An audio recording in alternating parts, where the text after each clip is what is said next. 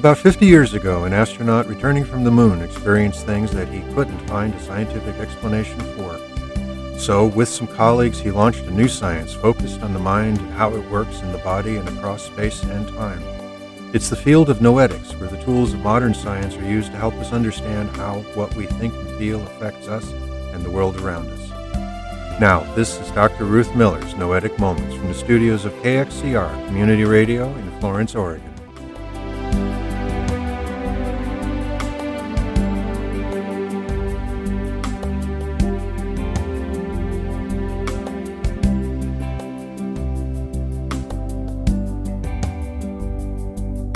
This is Noetic Moments, where we explore the field of research that discovers what consciousness is, what it does, how it works, and how our lives could be very different if we understood it better. I'm Ruth Miller, a longtime student of consciousness, cybernetics, and anthropology, and through this series of programs, I'm introducing some of the people whose work has defined this field of research, and I'm explaining some of their ideas and experiments. I'll also explore some relevant news items and answer questions that you send to my email address, ruth@noeticmoments.org. Well, it's nearly a year since we started this journey of exploring the research of scientists trying to understand what consciousness is. We first looked back at what was being done in the 20th century, and lately we've been looking at what's being done in the last few years.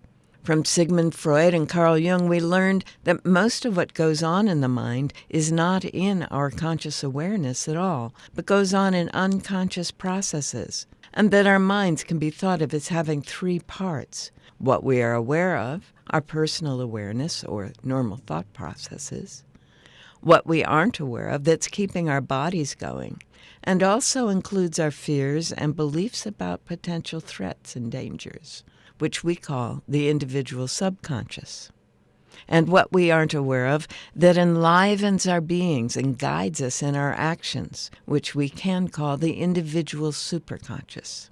We then learn from Charles Tart and others that we can change our state of consciousness and shift which aspects of mind we are aware of, and also what we're capable of in the moment. We learned from various neurologists that we can say where in the brain processes that direct the body are active. We also saw that responses in our body to both our individual mental activity and to what's going on around us happen far faster than nerve impulses or chemicals can travel through the body, which means they aren't all originating in the brain. So it turns out that many scientists have come to accept that what we call mind is not the product of electrochemical activity in the brain, but is, in fact, the activity of a kind of field that surrounds and permeates the body. That means that the brain is actually a receiver-transmitter, receiving messages from the mind and transmitting them to the body, and receiving messages from the senses and transmitting them to the rest of the body and the mind. We also learned that the brain modifies what it receives, both from the senses and from the mind, to fit past patterns of experience that are stored as hardwired connections among the neurons, according to Begg's principle that neurons that fire together wire together. And this means that what we see, hear, and feel is what we expect or believe we will see. Other experiments we looked at demonstrated that what we call the individual mind continues to perceive and process for as much as several hours, even when the brain and heart are flatlined and the person has been declared dead. And this may explain why most reports of near-death experiences do not fit the past patterns of experiences stored in the individual brain's neuronal connections. Mind, then, is a field, a pattern of informed energy that exists during and after the body is functioning as the superconscious. It develops with the body and brain in the subconscious and is being told by the sensory parts of the brain what the world is like, our personal awareness. Now, every field has a unique pattern of vibration that makes it different from other fields. And some experiments have demonstrated that people and animals who have minds that are vibrating along the same patterns, that is, they resonate with each other, are able to sense when the other mind is focusing attention on them, or, in the case of animals particularly, when people are about to come home. Experiments by Rupert Sheldrake and the Institute of Noetic Sciences have demonstrated that body systems change when someone they're connected with turns attention their way, even though they can't see or hear them doing so. Beyond all that, we've learned that mind affects matter, as demonstrated in the famous double-slit experiments in quantum physics, where the subatomic building blocks of the universe, which can show up as energy or matter, depending on whether a mind is present to observe them. It's also demonstrated in the readouts on random number generators on the network of computers run by the Global Consciousness Project. All of this helps us to understand how it is that bodies and environments shift and change as people change their thought processes, how what they're focusing on in the personal awareness part of their consciousness, and it helps us understand the effectiveness of mental or spiritual healing, as well as what's called the placebo effect. That is, how the belief of a care provider in a treatment can help a patient receiving that treatment experience healing. So, nowadays, a growing number of scientists are seeing our individual mind as a field that's a part of a larger field, a global brain, or Chardin's noosphere, or, in Carl Jung's terms, a collective consciousness. And more scientists are equating that larger field with the zero-point or quantum field out of which all matter and energy arise in the orderly system we call the universe. Ervin Laszlo, as we discovered, calls that field Akashic field, using the Sanskrit term for the memory and behaviors that have been stored in that field.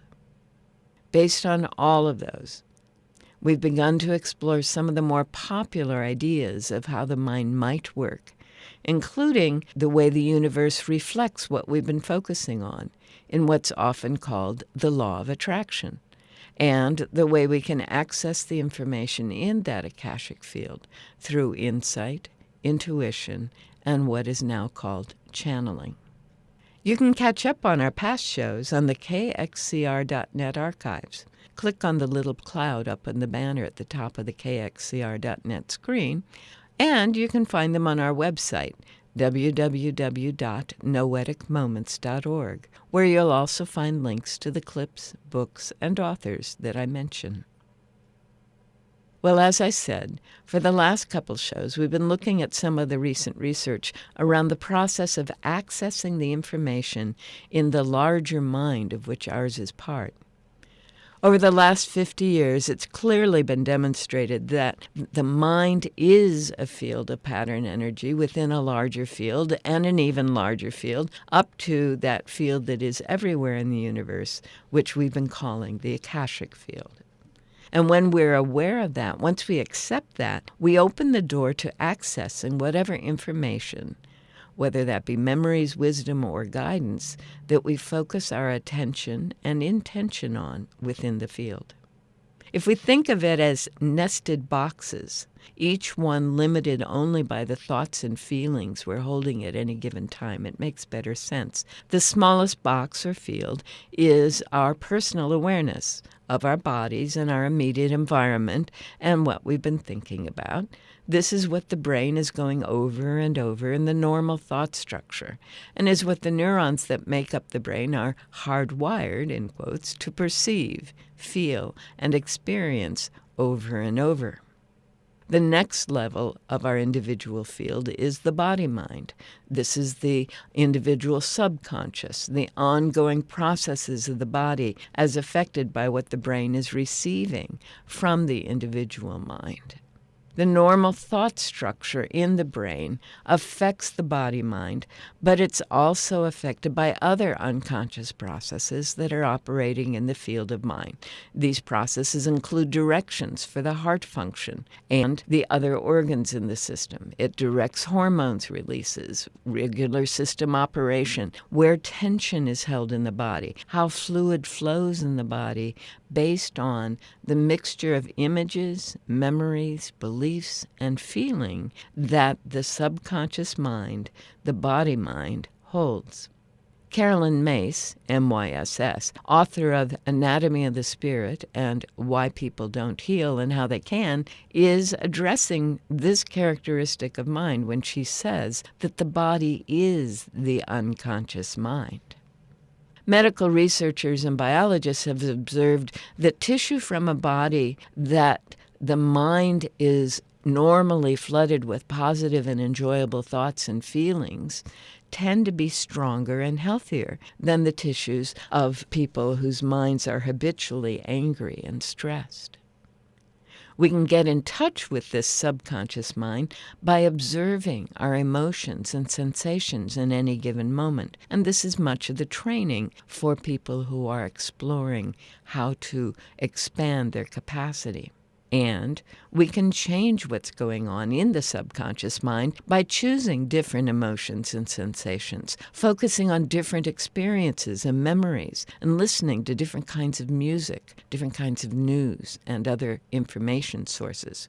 This is what NLP and the HeartMath Institute are all about. It's also what happens when people engage in the Happiness Project or positivity thinking.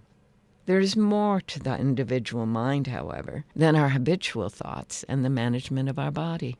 There's what we've been calling here the superconscious that contains the body-mind and is constantly adding to our personal awareness, the normal thought structure, as much or as little as our ongoing process of thinking allows. In the superconscious, we can see our dreams and aspirations, our ideals, our goals, and our wishes all associated in the field we call the superconscious. To the extent that we focus our attention on them, they affect the normal thought structure and therefore change the body-mind and can improve the strength and health of bodily tissues and functions. Focusing our attention on them can change that normal thought structure, following that Begg's principle that neurons that fire together wire together. So we can literally change our habitual ways of thinking and feeling, which is what Joe Dispenza's work is all about, and much of the self-help programming out there. The individual superconscious includes more than we know about, though, so accessing requires stepping outside those normal thought processes, letting go of our normal goals and intentions, and simply resting the mind. This is what happens when we're in the shower and have stopped thinking about things, or if we run or swim or engage in other repetitive notion long enough for our regular thought processes to die back, or if we're on a long drive and the sound of the wheels on the pavement diverts our surface attention. This is also what happens when we meditate.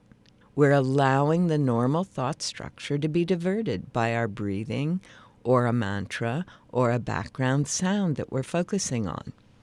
And the normal thought structure, our habits of thought slow way down when they are diverted in this way.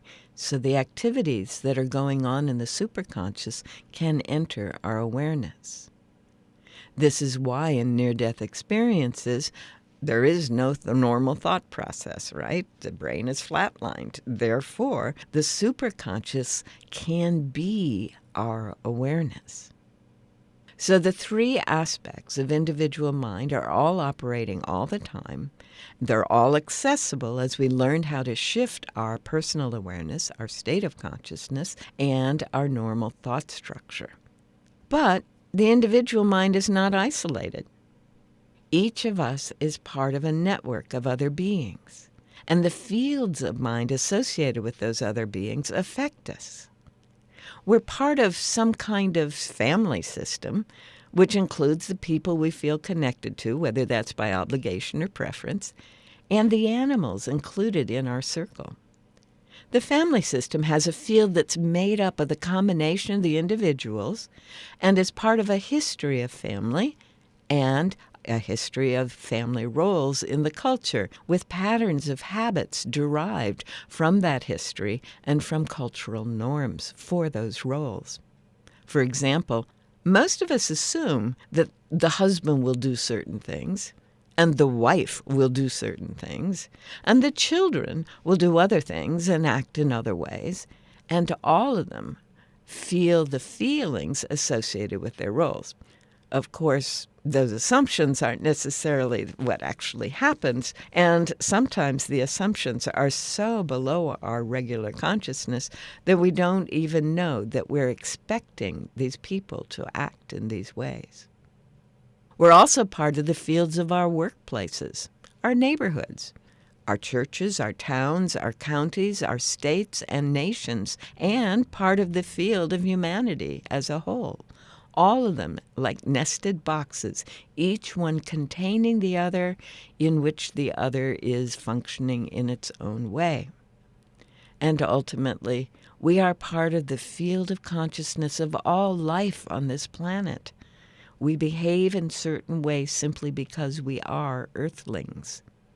We could go beyond that and say we're part of the field of this solar system, with all the unique interactions of the sun and the planets, the asteroids, comets, and moons. They all have patterns of energy that affect each other. And that energy affects our physical and energy bodies, and therefore, in some way at least, our body-mind systems.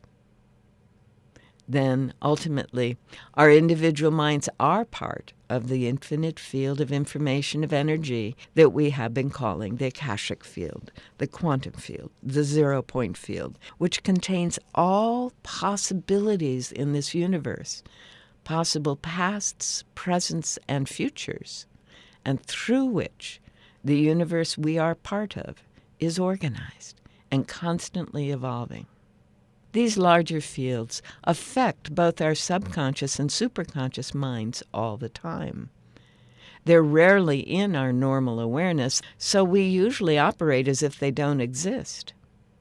But one way to think about our purpose as human beings is to expand our personal awareness to the point where we are totally aware of both the subconscious and superconscious processes within our individual beings, and to begin to include the larger fields around us in our awareness as well. And that is what the spiritual practices of all religious traditions are about, and what the science of Noetics is seeking to understand more fully. Now, as we consider these fields, we need to understand how they work. So each thought or feeling has a unique pattern of vibration in the field of mind that surrounds and permeates our bodies. The combination of these unique patterns, combined with the fundamental vibration pattern of our DNA, our core being, makes up who we are within those larger fields around us. Think of them as musical chords, if you will. This means that others who have a similar vibration pattern or are able to tune their receiver-transmitter brains to a vibration pattern that harmonizes with ours is someone we can connect with, both in person and across the universe, which is this fabric of time and space. Now, you may remember that Rupert Sheldrake calls this connection morphic resonance, the resonance of the shape of the field. He says that living systems with similar resonating energy fields will tend to learn and evolve in sync with each other. As we shift the patterns of thought and feeling in these various aspects of our consciousness, the vibration patterns shift so that the body and the world around us reflect different forms based on what our new harmonious structures are. And this is what the law of attraction is about. The universe works in resonance with the energy patterns of our consciousness and provides precisely what our minds are being, what thoughts, feelings, memories, beliefs, ideas, images, songs, and everything else that's been stored in our memories, as well as those basic birth patterns. Joe Dispenza has seen bodies give up illnesses and disabilities when the normal thought structure has been replaced with a different one, sending different signals to the body.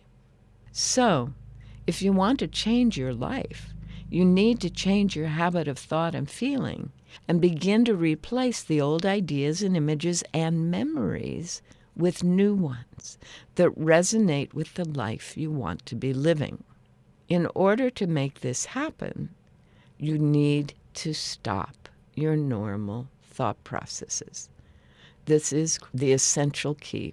As I've said before, and I will be saying again, if you can find anything to distract the normal thought processes of the mind and then begin to focus on the qualities, the characteristics, the emotional states that you wish to be living from in the future, you will begin to have a very different kind of experience of life. It's guaranteed. The science has demonstrated it over and over and over again.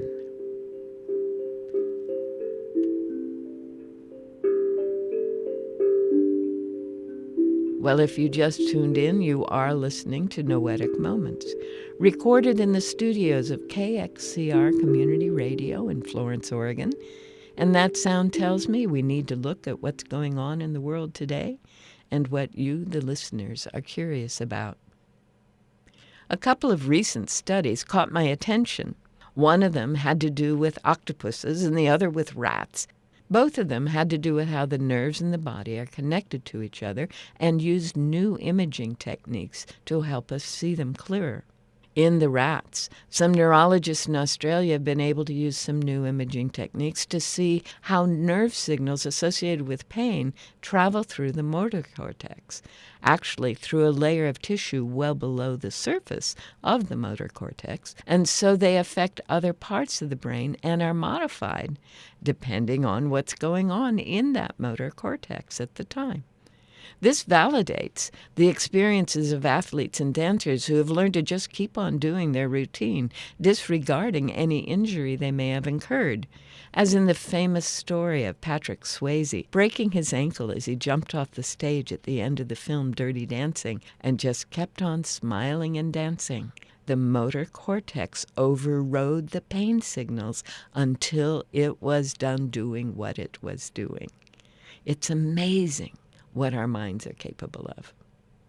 The other story also uses new imaging techniques, this time to figure out how octopuses, and they tell me that is the plural, I would have said octopi in the past, octopuses are able to coordinate their several arms. They've got those 8 arms. How do they know at any given time what's going on? It's called proprioception, to know what's going on with different parts of the body. And it turns out that the nerve pathways along their tentacles cross over to other tentacles through the main body of the octopus in several directions. The lead researcher said she had to use an old spirograph to map out what she was seeing because it was such a complex set of interconnections. The group is very excited because this way of connecting things is unusual. We're used to this bilateral duality, and they're excited because it suggests some very different kinds of designs for robots. The Navy paid for the research, the U.S. Navy, so I'm sure the Navy is interested in seeing what happens here. I'm excited about both of these projects because there's some new technology here, but they help us to see how complex this system of receiving and transmitting signals between mind and body really is, and how the systems of the body truly reflect the complexities of all living systems. So that as we map what's going on in any living system, we will find a similar map at more and more levels of complexity, in the same way that if we look at the field of our individual mind, we can see the ways in which the larger fields of mind, all the way up to the universal mind, are working, and we can have access to them, which we will talk more about in future shows. Well, that's it for today's show. The next time we get together, we'll look at more of the research being done in an attempt to understand what consciousness is, what it really does, and how we can experience life very differently, and often much better, when we use it fully. We are out of time for today, but remember, you can continue the exploration on our website, www.noeticmoments.org, where there is a list of the titles and other resources we refer to on the show, alongside the archived past shows, and where you can send me your comments and questions, which I'll do my best to get answered the next time we're on the air. For now, thanks for joining me here on Noetic Moments, recorded in the studios of KXCR Community Radio in Florence, Oregon, and have a wonderful week.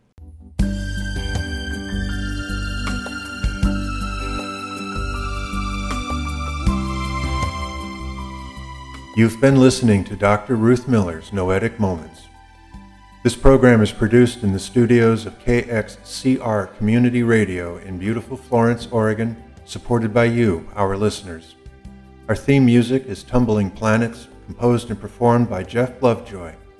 To hear this program again or learn more about Noetic sciences, search our website, www.noeticmoments.org.